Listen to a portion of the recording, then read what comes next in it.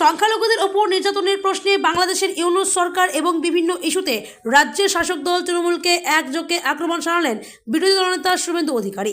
সংখ্যালঘু নির্যাতনের প্রতিবাদে সোমবার সকাল থেকে সীমান্তে শুরু হয়েছে অবরোধ। মঙ্গলবার ওই প্রসঙ্গ টেনে বিরোধী দলনেতা বলেন, দেশ আগে, খাবার কেন, অনেক কিছু বন্ধ করব, যদি হিন্দুর বাচ্চা হই এদের তাড়াবো। বাংলাদেশের নির্যাতনের প্রতিবাদে বৃহস্পতিবার রানী রাসমণিতে ফের সমাবেশের ডাকও দিয়েছেন বিরোধী দলনেতা। সোমবারই বাংলাদেশে আক্রান্ত হয়েছেন সন্ন্যাসী চিন্ময় কৃষ্ণ দাসের আইনজীবী রমেন রায়। আইসিইউতে ভর্তি তিনি। এই হামলার প্রতিবাদেই বৃহস্পতিবার সনাতনীদের নিয়ে রানী রাসমণিতে সমাবেশ হবে বলে জানান বিরোধী দলনেতা। একই সঙ্গে রাজ্যের শাসক দল তৃণমূলকে আক্রমণ করে বিরোধী দলনেতার দাবি, নতুন বছর ভালো যাবে না শাসক দলের। কেন একথা বলছেন তার ব্যাখ্যাও দিয়েছেন বিরোধী দলনেতা। শুভেন্দু বলেন, 17 সাল থেকে মেডিকেল কোটায় লুট হয়েছে, আলুতেও দুর্নীতি, টাকার ভাগ বাটোয়ারা নিয়ে এখন তৃণমূলের গৃহযুদ্ধ চলছে। সেকুলার প্রশ্নে সিপিএমকেও আক্রমণ করেছেন শুভেন্দু। তার দাবি, বিকাশ ভট্টাচার্য বলছেন ভগবান রাম নাকি গোমাংস খেয়েছিলেন। 99টা লোকসভা কংগ্রেস জিতেছে। রাহুল গান্ধীকে এলওপি করেছেন, কংগ্রেসের কেসি বেণুগোপালকে পিএসসি চেয়ারম্যান করেছেন। এই তৃণমূল যারা পশ্চিমবঙ্গ বিধানসভায় বিজেপিদের সদস্যদের একজনকেও স্ট্যান্ডিং কমিটি করেনি, তৃণমূলকে ভারতবর্ষের শাসক দল এনডিএ দুটো স্ট্যান্ডিং কমিটি দিয়েছে, একটা দোলা সিং চেয়ারপারসন আর একটা কীর্তি আজাদ চেয়ারম্যান। ন্যাচারালি তিনি এসব কথা বলবেন, কারণ ওই আরজি করের সময় জুনিয়র ডাক্তাররা বিনীত গোয়েলের টেবিলে মেরুদণ্ড রেখে দিয়েছিলেন, প্রতিটি মেরুদণ্ড। এদেরও আপনি যদি এমআরআই বা স্ক্যান করেন, দেখবেন শরীরে কোনো মেরুদণ্ড নেই, মেরুদণ্ডটা খুলে কালীঘাটে রেখে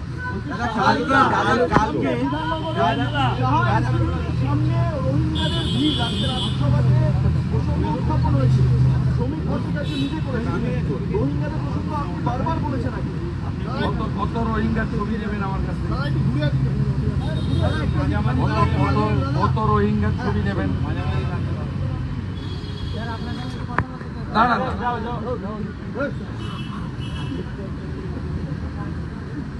এই যে দেখুন,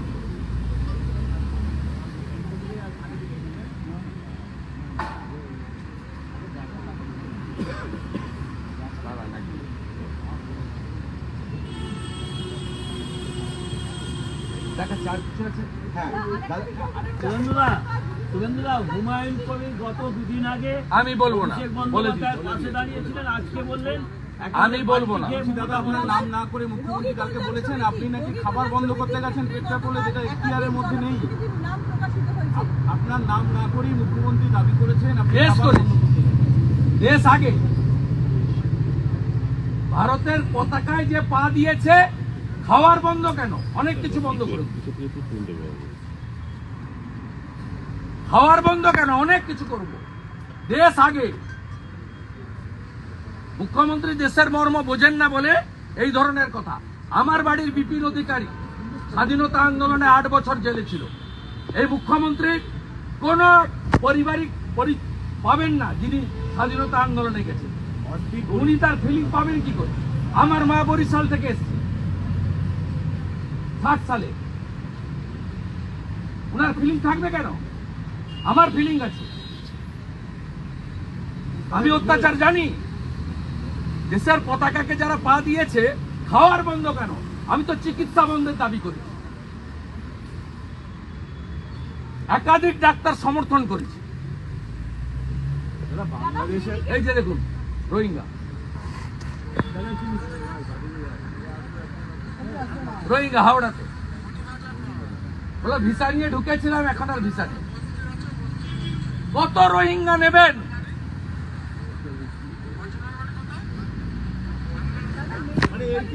কত রোহিঙ্গা নেবেন, কত রোহিঙ্গা নেবেন? এই যে রোহিঙ্গা 1 বছর ধরে আগে এসছে, ভিসাও নেই, কিছু নেই। দাদা, এই চোর তৃণমূলের ভোটার লিস্টে নাম তুলে দিন। তৃণমূলের 2,75,00,000-এর মধ্যে 2 কোটি মুসলমান, আর আমাদের 2,33,27,000-এ সব হিন্দু আর জনজাতিদের।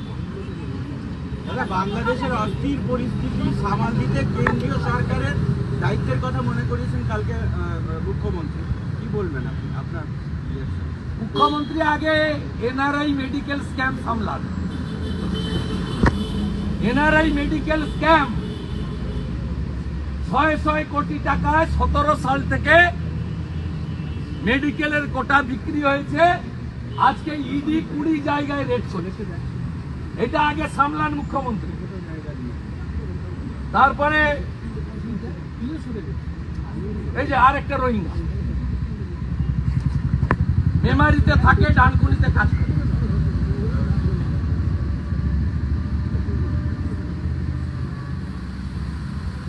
আমরা সব স্টোর করছি, এনআইএ কে দেব। আমার গুতাতে এবং সনাতনীদের গর্জনে 1 লক্ষ অবৈধ বাংলাদেশি, বৈধ বাংলাদেশি পালিয়েছে। নিউ মার্কেটের হোটেলগুলো দেখুন, বসা মাছি তাড়াচ্ছে, পালিয়েছে। বাকিটাকেও তাড়াবো, কিচ্ছু করতে হবে না, সরকার লাগবে না। হিন্দুর যদি বাচ্চা হয় এদেরকে তাড়াবো এখান থেকে, রোহিঙ্গাদের। পরিষ্কার কথা, একটা ডাকে 1 লক্ষ পালিয়েছে। বেনাপোলে যান, লাইন দিয়ে পালিয়েছে, কালকে যাওয়ার আগে পালিয়েছে। নিউ মার্কেটের হোটেলে যান, একটাও নেই, মশামাছি তাড়াচ্ছে। শ্যামলী পরিবহনে যান, একটা সিটে লোক নেই। 50টা হিন্দু সংগঠন আগামী পরশু বেলা 2টায় রানী রাসমণিতে জমায়েত ডাকছে। সাধু সন্ত সমাজ পশ্চিম বাংলার হিন্দুদের 2টোর সময় ধ্বজ আর জাতীয় পতাকা নিয়ে রানী রাসমণিতে আসার আবেদন করব। একটু আগেই কলকাতা হাইকোর্টের মহামান্য বিচারপতি তীর্থঙ্কর ঘোষ অনুমোদন দিয়েছেন বেলা 12টা থেকে 6টা এখানে বাংলাদেশে জাতীয় পতাকা পদদলিত করার প্রতিবাদে ভারতীয় এবং সনাতনীদের বড় জমায়েত হবে। ওই দিন থেকে আবার ঘোষণা করব কবে পেঁয়াজ আলু বন্ধ করব। যারা মেডিকেল কলেজগুলোতে গতকাল একাধিক জনপ্রতিনিধির নাম ঘোষিত হয়েছে, যারা রোগী কল্যাণ সমিতি থাকবে, পরিস্থিতি পরিবর্তন হবে তো? পরিস্থিতি পরিবর্তন হবে না না, কোনো পরিবর্তনের কোনো সিন নেই। যারা মানিক ভট্টাচার্যকে বিধানসভায় আপ্যায়ন করে, যারা পার্থ চ্যাটার্জির জামিনের জন্য ওয়েট করছে, তাদের কাছ থেকে বেশি কিছু আশা না করাই ভালো। এখন এনআরআই মেডিকেল কোটায় 17 সাল থেকে যে লুট হয়েছে তার প্রতীক্ষায় সবাই।